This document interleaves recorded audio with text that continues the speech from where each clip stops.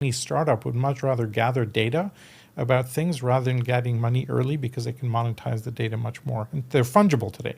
You can convert money into information and vice versa. Over time, information becomes the higher order bit, right? Because take your health, you're much more interested in the different biomarkers you can track than how much it'll cost you to fix things, et cetera, because the information is more valuable. So I think at a very metaphysical level, we're shifting from the quest for money and the quest for greed, et cetera, and energy that way, and shifting it into information.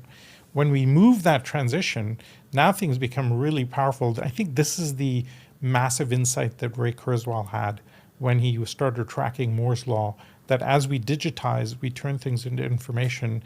That information can then be manipulated back into matter, back into money, and vice versa. And you have this amazing cyclical pattern that can take place. And little by little, we're moving more and more into that. Over time, money will become less important on this scale. If you went back 1,000 years ago, we were all working 18 hours a day in the fields to put 3 meals on the table. And you Some of us still are, Salim. And some of us still are. But you didn't have a choice then. You pretty much had to do that. Only a very small percentage of the population could not do that. Right? Today, that number of that population that doesn't have to do that is much, much, much bigger.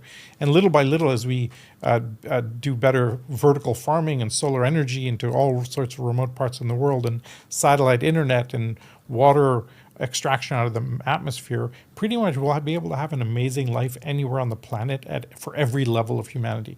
That's why Peter gets so excited. That's why we get so excited about the technological progress. The problem is our social systems.